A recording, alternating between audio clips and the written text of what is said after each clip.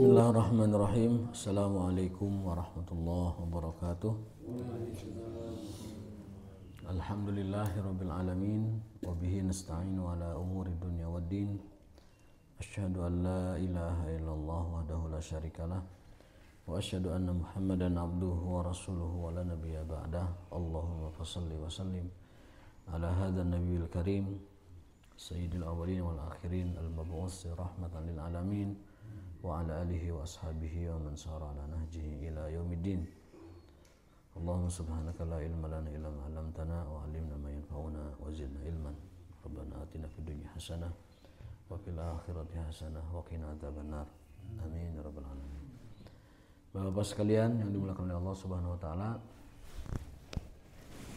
tidak terasa kita sudah di penghujung pekan ini ya.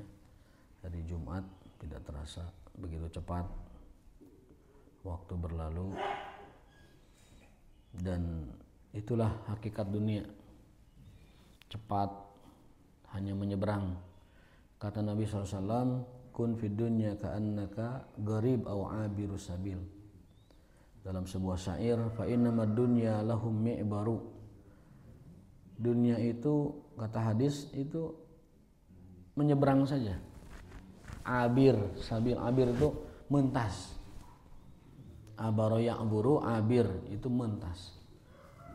Maka selayaknya orang yang mentas itu satu, hati-hati, yang kedua jangan buru-buru, jangan gegabah. Namanya orang nyebrang tuh jangan gegabah. Lihat kanan, lihat kiri, kemudian berjalan dengan cepat, jangan sampai lambat ketika nyebrang ketabrak. Jadi bersegera, kemudian waspada, dan jangan lengah. Itu ciri khas orang yang nyebrang. Kalau nyebrang luha lehe, kemudian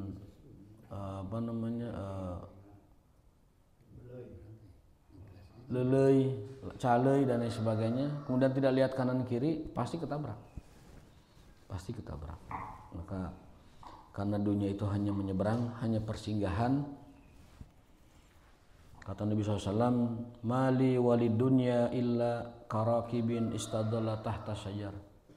Kata Rasulullah SAW, dunia itu hanya seperti orang yang sedang perjalanan, panas, capek, menderita, kemudian melihat pohon yang rindang, dia berteduh sebentar. Istadalla tahta syajar, summa raha wa tarakaha, kemudian dia pergi dan meninggalkannya. Berhenti sejenak, kemudian pergi meninggalkannya sebentar saja. Sementara kelak nanti di padang mahsyar entah berapa juta tahun. Sementara nanti di alam kubur entah berapa ribu tahun. Nabi Adam sudah 7.000 tahun di alam kubur. Nabi Nuh sudah 5.000 tahun di alam kubur. Nabi Ibrahim sudah 4.000 tahun di alam kubur. Rasulullah SAW sudah 1.447 tahun di dalam kubur. Lama. Di dunia hanya 60 tahun, 70 tahun, 80 tahun, sementara di alam kubur kita bisa ribuan tahun. Di mahsyar bisa jutaan tahun. Jadi waktu yang sebentar ini hanya puluhan tahun. Kata Rasulullah, a'maru ummati baina sittina wa sab'in. Usia umatku itu kisarannya hanya 60 sampai 70.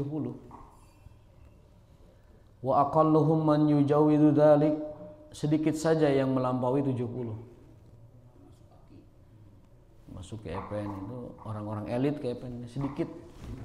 Akol itu sedikit ya. Akol itu sedikit. Wa aqalluhum, sedikit sekali. Qalil. Akol itu tafdil dari qalil, akol. Sedikit sekali, man yujawizu, yang melebihi dzalika, usia itu. Ya. Jadi ini menjadi renungan buat kita semua. 70 tahun modal untuk ribuan jutaan tahun di alam kubur dan mahsyar, untuk nanti diputuskan ailan nari am ilal jannah. Mudah-mudahan dengan kita menumpuk dan berbekal amal soleh yang kita lakukan saat-saat ini menjadi bekal terbaik kita menghadap Allah Subhanahu wa taala. Karena pertemuan yang hakiki adalah pertemuan liqa rabbih, bertemu dengan Tuhannya. Wa man yarju liqa rabbih falyamal amalan sholihan wala yusyrik bi ibadati rabbih ahada. Barang siapa yang berharap perjumpaan dengan Allah, dan itulah perjumpaan hakiki. Perjumpaan kita mah perjumpaannya perjumpaan semu fana. Sesaat, jumpa sebentar bubar lagi. Jumpa sebentar ada yang hanya kebutuhan saja. Jumpa sebentar hanya ngobrol saja. Jumpa sebentar. Maka perjumpaan hakiki adalah liqa arabi, perjumpaan dengan Allah Subhanahu wa taala. Dan syarat agar kita berjumpa dengan Allah, wa man yarju liqa arabi falyamal amalan sholihan. Satu, beramal soleh. Yang kedua, wala yusyrik bi ibadati ahada, dan tidak melakukan kemusyrikan.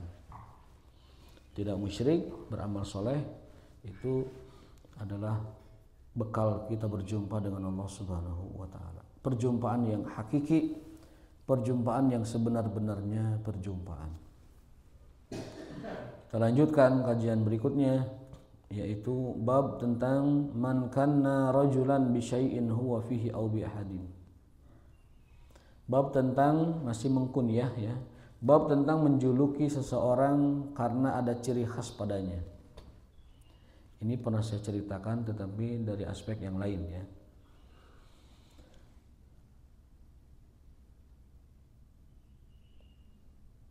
An Sahal bin Sa'ad an kanat ahabba asma'i Ali radhiyallahu an, adalah nama yang paling disukai oleh Ali bin Abi Thalib. Kanat ahabba asma'i aliyin radhiyallahu anhu ilaihi la Abu Turab. Ali bin Abi Thalib itu paling suka kalau dipanggil Abu Turab. Turab itu tanah. Abu Turab artinya orang yang bertanah. Orang yang bertanah. Itu gelar Ali bin Abi Thalib, Abu Turab. Dan beliau sangat suka sekali dipanggil dengan itu. Wa an kana la yafrahu ay yud'a biha, dan beliau sangat senang, sangat bergembira jika dipanggil dengan nama itu, Abu Turab. Wa masamahu Abu Turab ilan Nabi SAW, karena nama Abu Turab adalah pemberian dari Nabi Muhammad SAW. Beliau senang sekali panggil Abu Turab karena Abu Turab adalah panggilan dari Nabi SAW. Gimana ceritanya? Ghadaba yauman Fatimata. Suatu hari Ali bin Abi Thalib pasea sareng istrina, yaitu Fatimah Az-Zahra radhiyallahu taala anha. Namanya suami istri itu ada paseannya, ada pagetroknya. Bahkan sekelas Ali bin Abi Thalib dan Fatimah ada. Kenapa? Ya itulah rumah tangga pasti ada. Itu fitrahnya rumah tangga begitu. Maka kata guru saya, pasea teh rukun sono. Pasea itu rukun sono. Kalau sudah pasea itu kangennya dan gegetnya itu lebih dari sebelumnya. Maka sering-seringlah pasea. Karena itu akan menjadi sono dan rindunya itu lebih dari biasanya. Tapi paseanya pasea yang lumrah ya, bukan pasea yang saling menghina, menjatuhkan, dan pasea yang menyebabkan benci satu sama lain. Ini pasea yang lumrah, biasa. Fa kharaja fattaja'a ilal jidari ilal masjid. Lalu Ali bin Abi Thalib karena pasea dengan Fatimah istrinya di rumah, beliau pergi minggat. Ka mana minggatna? Ka masjid. Nah, orang soleh mah minggatnya ka masjid, sanes ka karaoke, sanes ka diskotik, sanes ka melampiaskan dengan teman-temannya nyanyi-nyanyi segala macam. Bukan, orang soleh minggatnya ke masjid, bukan ke karaoke. Orang soleh minggatnya bukan nyanyi tapi zikir. Minimal kalaupun gak zikir, ngagoler di masjid, nungguan sholat. Kalau orang minggat ke masjid minimal kan nungguan sholat. Derazan, kayak azan pundung deui, sare deui. Kemudian sholat teh masih kena pundung, goler deui. Orang soleh minggatna ke masjid. Fa kharaja, beliau minggat, fantaja'a, dan tidur, ilal jidari ilal masjid, dekat sebuah tiang di masjid. Berarti Masjid Nabawi ya saat itu. Waja'ahun Nabi sallallahu alaihi wasallam yatba'uh. Di cerita sebelumnya Sahih Bukhari itu Nabi nyuruh seseorang ngecek ada nggak di masjid. Tapi di cerita ini entah disingkat entah riwayat yang lain beliau langsung tahu bahwa Ali di masjid. Kalau yang sebelumnya saya ceritakan tuh beliau manggil seorang yang lewat, "Jang kan dia pangningalikeun di masjid aya Ali itu." Nah, itu cerita di Sahih Bukhari. Di sini dipersingkat langsung waja'an Nabi SAW yatba'uh. Nabi langsung ngikutin, mencari ke masjid dan moal ka mana-mana. Minantu abdi mah Ali bin Abi Thalib soleh, moal ka mana minggatna paling ke masjid. Jadi mitohana terangan pasti ke masjid sallallahu alaihi wasallam. Faqala huwa dza muttaji'un fil jidar. Oh iya geuningan minantu teh ngagoler di masjid. Nuju pasea jeung ieu yang istrina. Faja'an Nabi SAW wa qadim tala'a dhahruhu turaban. Beliau melihat di sekujur tubuh Ali bin Abi Thalib dan juga kepalanya itu banyak tanah. Namanya masjid zaman dulu tidak ada alas, banyak tanahnya, pasir lah. Faja'alan Nabi SAW yamsahu turab an dhahri. Lalu Nabi menyeka ya, membersihkan tanah dari badan Ali bin Abi Thalib dan mengatakan, ijlis Aba Turab, wahai Abu Turab, bangunlah. Bangun, temui istrimu. Jadi sok rukun deui akur deui alakur. Nah gitu. Ya Abu Turab, ijlis, wahai Abu Turab, wahai Ali, itu gelarannya Abu Turab, duduk dan temuilah istrimu. Hadis riwayat Bukhari dan Muslim yang sahih. Jadi pasya itu biasa, Pak. Pasya itu biasa, yang penting jangan kelahi, yang penting jangan saling memfitnah, jangan saling menjatuhkan. Pasya itu biasa. Di keluarga Nabi pun pernah ada pasya, yaitu tatkala Aisyah marah-marah karena Nabi menikahi Sofiyah. Sofiyah itu adalah wanita bangsawan, putri dari pembesar Yahudi di Khaybar, Huyai bin Akhtab. Sofiyah binti Huyai bin Akhtab ya. Itu ketika Rasul menaklukkan benteng Khaybar, maka Sofiyah ini bagian dari tawanan. Lalu oleh Nabi SAW dimerdekakan dan kemudian dinikahi. Nah, karena Sofiyah ini cantik, lagi muda, saingan beratnya Aisyah ini.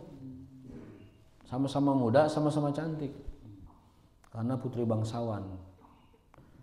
Saingan gitu.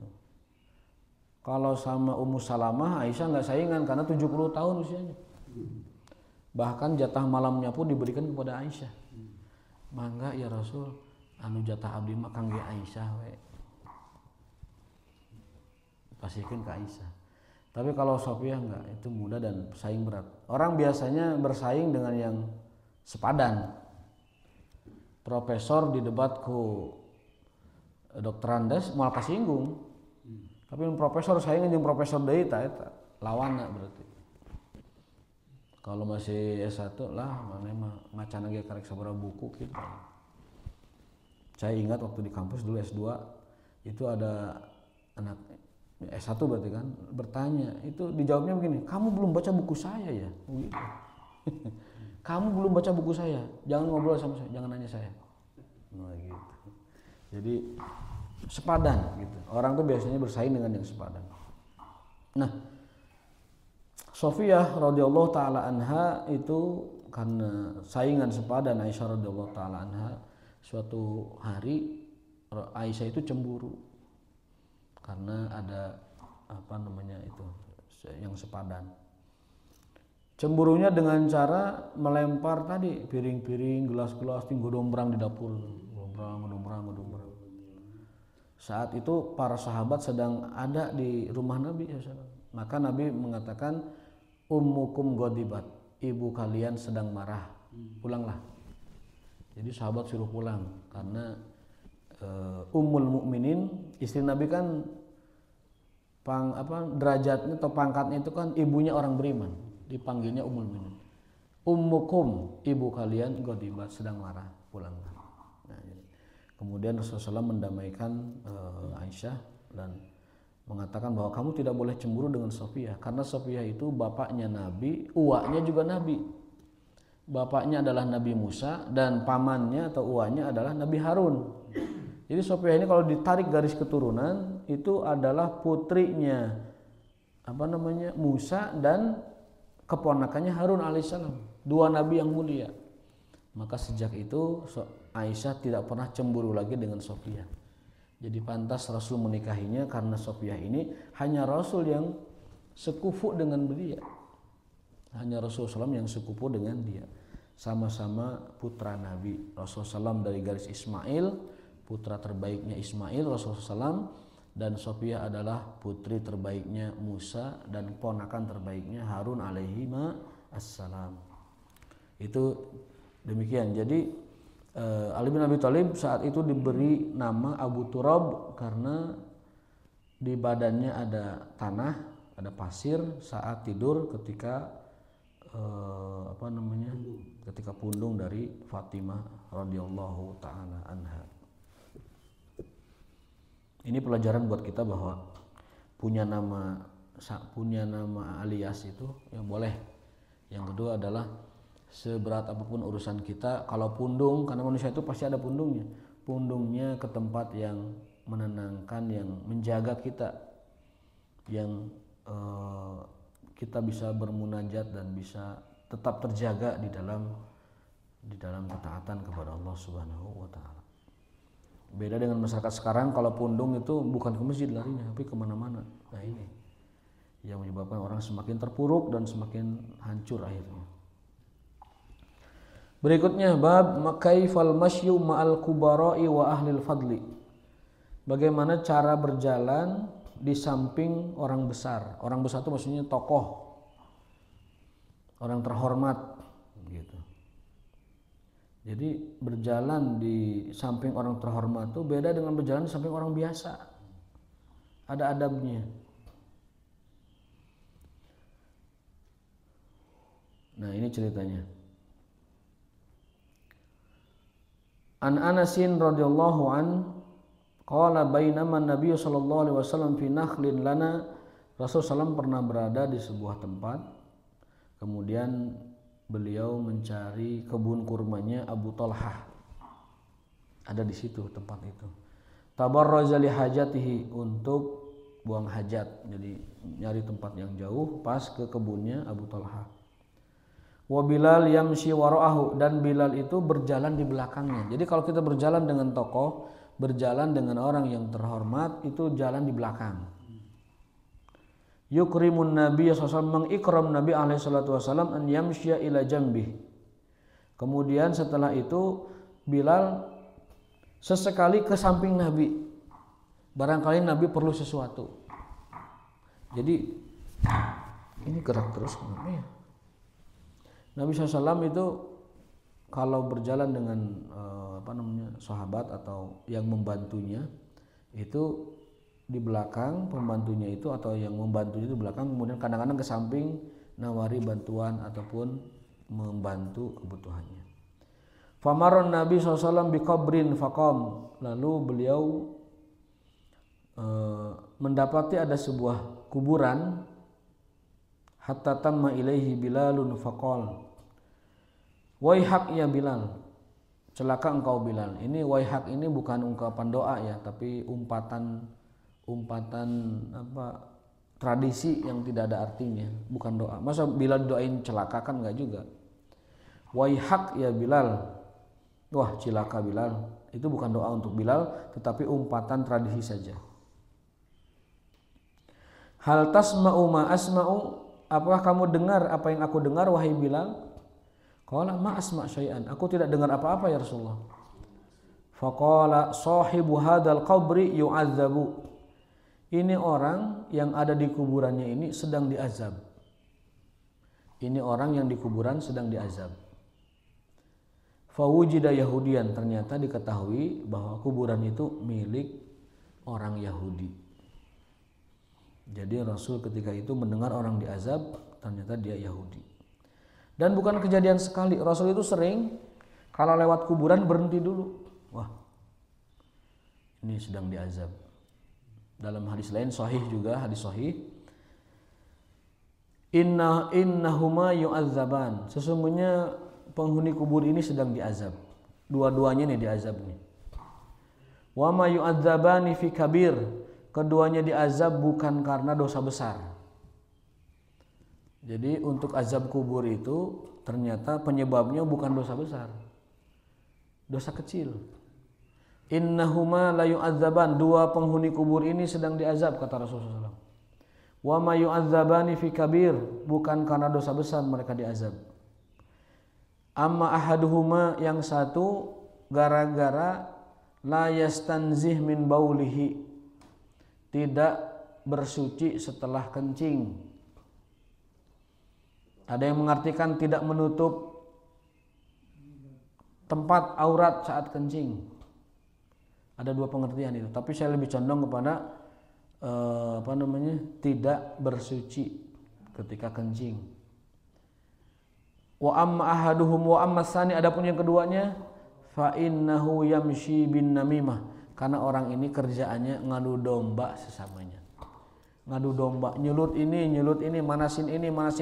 Nah, orang yang selalu membawa api kepada orang-orang, lalu orang-orang akhirnya berkelahi, bermusuhan, merusak chemistry-nya dan lain sebagainya, itu adalah diancam dengan azab kubur. Ini peringatan buat orang-orang yang kencing sembarangan, tidak taharoh, kemudian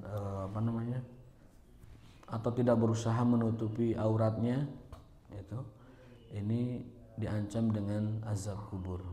Sepele, dosa kecil, sepele, tetapi diancam dengan azab kubur. Yang satu adalah yang kemana-mana membawa isu yang tidak benar, akhirnya orang saling memusuhi dan saling bermusuhan. Auzubillah ya, jangan sampai kita kencing tidak bebersih. Tapi ada pak orang kayak gitu teh, kencing udah nggak dibersihin gitu, kencing langsung tutup celana. Berarti itu orang nggak sholat, atau sholat dengan najis gitu. Kemungkinannya dua, sholat pakai najis atau dia nggak sholat. Kalau kita bepergian, apalagi kalau armadanya tidak ngasih waktu, rusuhan buruh, itu orang kadang kencing sembarangan. Kadang di jalan, kadang di belakang mobil, kadang di samping mobil, kadang di toilet umum juga tidak ini, kadang di naban mobilnya jalan kan gitu. Dan sebagainya. Nah, ini tidak memperhatikan kesucian. Nah, orang yang kencing tidak bersuci diancam dengan azab kubur. Dan orang yang melakukan adu domba diancam juga dengan azab kubur. Itu artinya dosa kecil dapat menyebabkan pelakunya diseret kepada azab kubur. Nah, Rasulullah SAW pernah juga memotong sebuah pelepah kurma. Jadi pelepah, bahasa kuningannya itu balukang ya. Pelepah itu dipotong, ditancapkan ke kuburan orang tersebut. Nabi mengatakan, Nabi SAW bersabda, la'allallah an yukhaffif anhu al-azab ma lam yaibasa. Semoga Allah meringankan siksanya di kubur ini selama pelepah kurma itu masih basah. Sampai kering, mudah-mudahan dia dimaafkan. Itu artinya secara tidak langsung Rasulullah SAW meminta keringanan kepada Allah untuk orang itu. Pelepah kurma itu kan keringnya berapa hari kira-kira? Seminggunya lumayan lah. Diskon azab seminggu kan lumayan. Dikering sampai kering ya begitu. Nah, itu yang dijadikan dasar orang-orang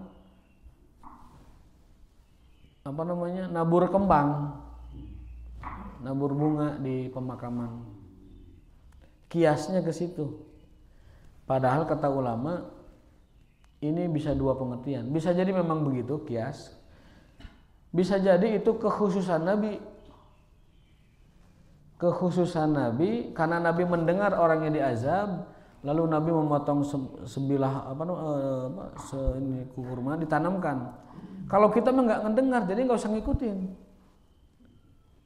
Jadi kekhususan itu teori pertama. Yang kedua tadi teori kias.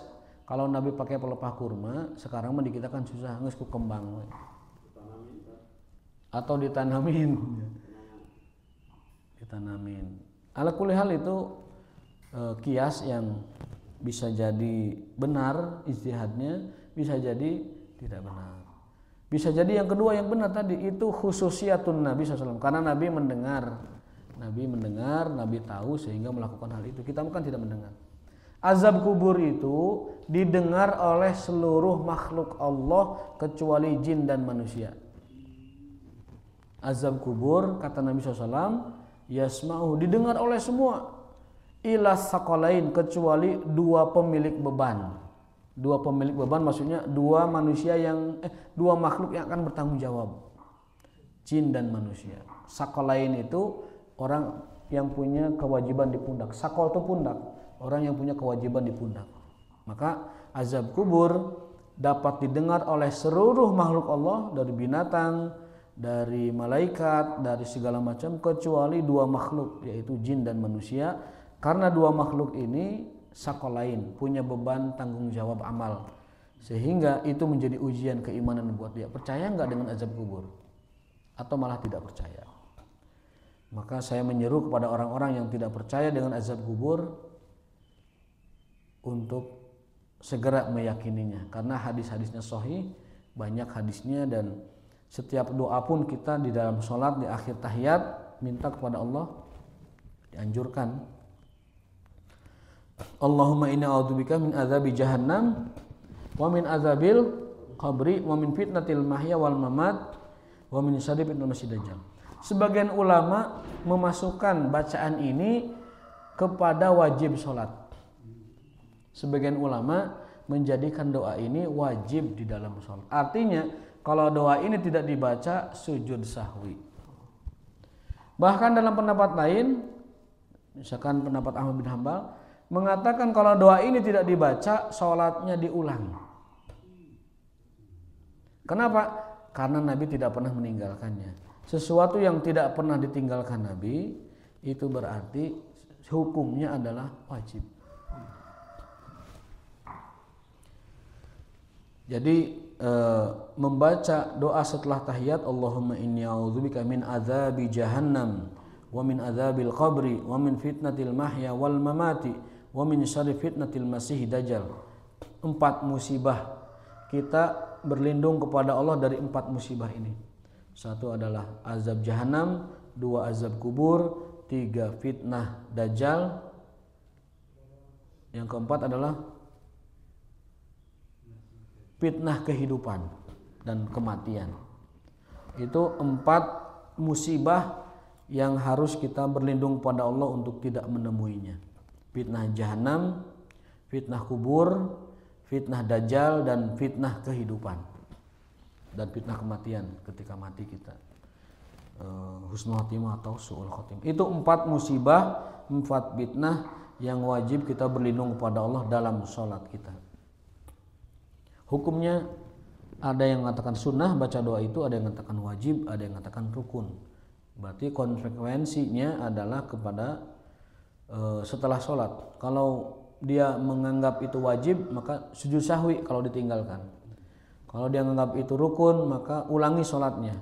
Kalau dia menganggap sunnah, maka tidak apa-apa. Namun yang saya perhatikan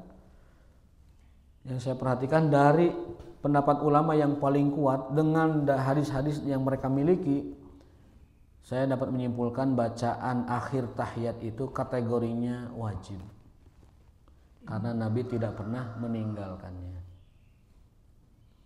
Jadi jangan tidak dibaca, harus dibaca. Jangan tidak hafal, harus hafal. Harus hafal. Meskipun Syafi'iyah mengatakan tidak, yang wajib itu sampai innaka hamidum majid. Ya, mau apa-apa silahkan. Tapi lebih baik kita ihtiyaton, lebih baik kita hati-hati. Hati-hati dengan cara membacanya.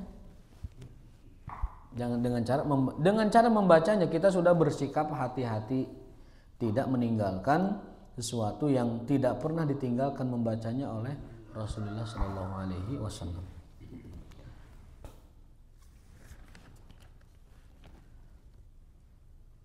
Nah, berikutnya bab tentang persahabatan itu adalah tanggung jawab.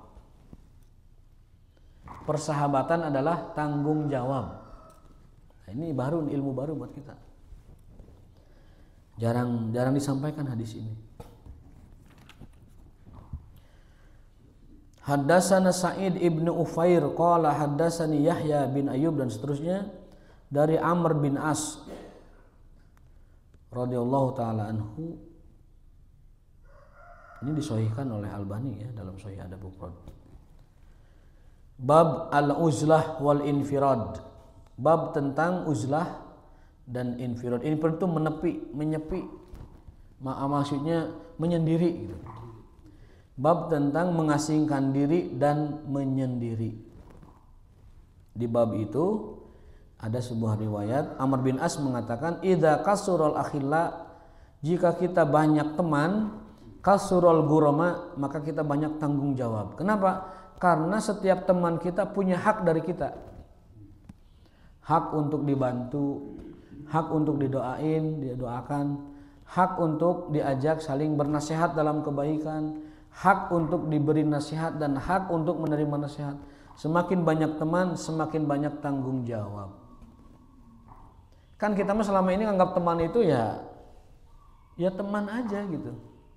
Teman semacam partner ngobrol atau teman sebagai tambah sepi teuing atau lain sebagainya. Nah, ternyata tidak. Teman itu adalah gorim. Ya. Al-khalilu awis shadiq gorim. Gorim itu adalah tanggung jawab kita.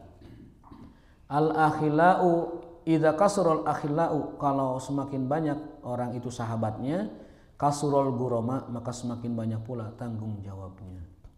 Kita punya temannya berbuat munkar, wajib kita untuk amar ma'ruf nahi munkar. Tapi kan tidak ditunaikan. Teman kita masih berkelimang dalam riba, wajib kita menegurnya. Kalau kita memang teman. Teman kita mohon maaf, misalkan lalai dalam kewajiban untuk mengingatkannya. Teman kita tidak menunaikan zakatnya, ingatkan, kamu belum bayar zakat. Ini wajib bagi kamu. Nah, semakin banyak teman, semakin banyak kewajiban. Artinya apa? Membiarkan teman kita dalam keburukan itu adalah sebuah perkara munkar.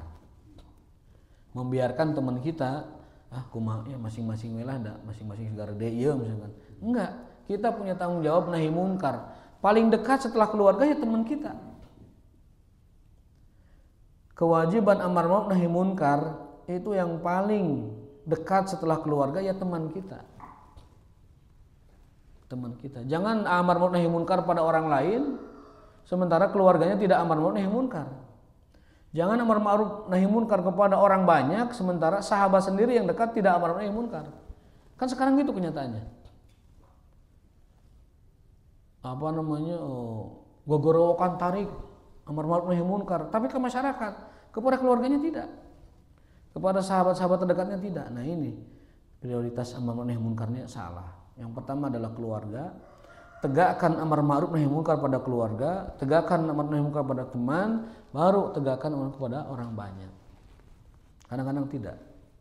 Nahi munkar ke batur, keluarganya diantep, dilonggarkan. Harusnya mah keras ke keluarga, ke orang lain lebih longgar. Ini enggak. Ke orang lain longgar, ke orang lain keras, keluarganya longgar. Nah, ini sesuatu yang sangat diprihatinkan ya. Salahnya prioritas atau salah kaprahnya fiqhul aulawiyat. Wamal gurama, apa itu yang maksud dengan tanggung jawab? Wahai Amr bin As, beliau menjawab al-hukuk, hak-hak sahabat yang harus ditunaikan. Maksud saya bukan hak duniawi ya, hak agama dan hak akhiratnya. Hak dunia mah itu berdasarkan kemampuan ya. Itu adalah pertanggungjawaban seorang sahabat atas sahabatnya. Semakin banyak sahabat, semakin banyak tanggung jawab. Semakin banyak sahabat, semakin banyak hak kewajiban yang harus ditunaikan. Maka jangan terlalu banyak sahabat kalau tidak bisa menunaikan hak dan kewajibannya. Gitu. Masih ada waktu? 3 menit lagi. Barangkali ada yang bertanya, silahkan Pak. Kalau yang dikubur itu kan 10.000 tahun. Iya. Tulangnya itu hilang. Tulangnya hilang, kecuali tulang ekor. Jadi badan manusia itu hancur. Kalau tulangnya kalau memang tidak hilang, ada yang tidak hilang. Kalau dia bertahan. Tapi yang paling tidak hilang dari manusia itu adalah albanan, tulang ekor. Tulang ekor. Dan nanti manusia akan dibangkitkan dari tulang ekornya. Ketika kiamat selesai, hancur seluruh alam semesta. Kemudian keheningan dan kesunyian yang ada, la tasma'u illa hamsa, tidak ada suara apapun, hening. Kemudian datar, kemudian tidak ada suara apapun. Nah, nanti ada hujan. Hujan itu mengenai tadi tulang ekor manusia yang tidak hilang itu. Kemudian manusia tumbuh bagai bekatul. Pucung hul. Setelah hujan itu, hujan kehidupan setelah kiamatnya. Habis. Kemudian tumbuh. Nah, Nabi SAW pernah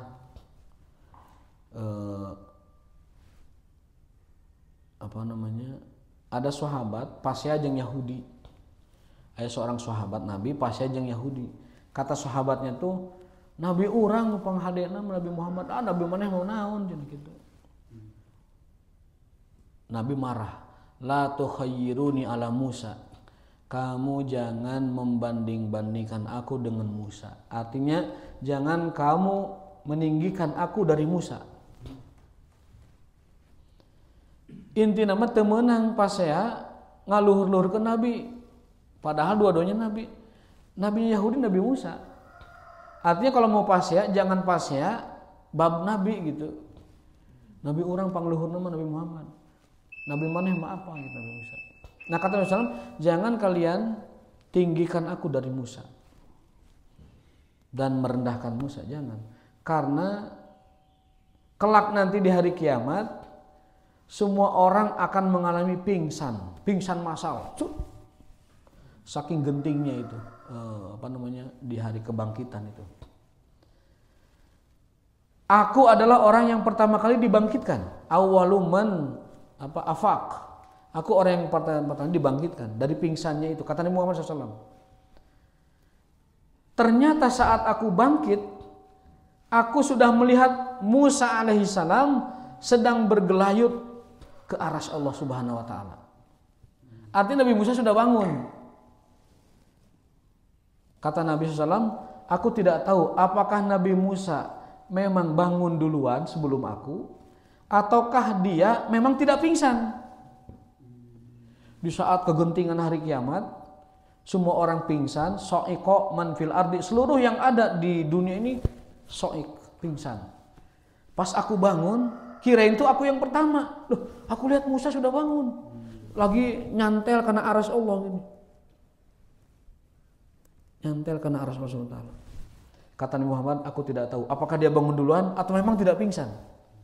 Itu kelebihan Musa alaihissalam, dekatnya kepada Allah Subhanahu wa taala. Maka kata Nabi, jangan engkau remehkan Musa dan membandingkannya dengan aku.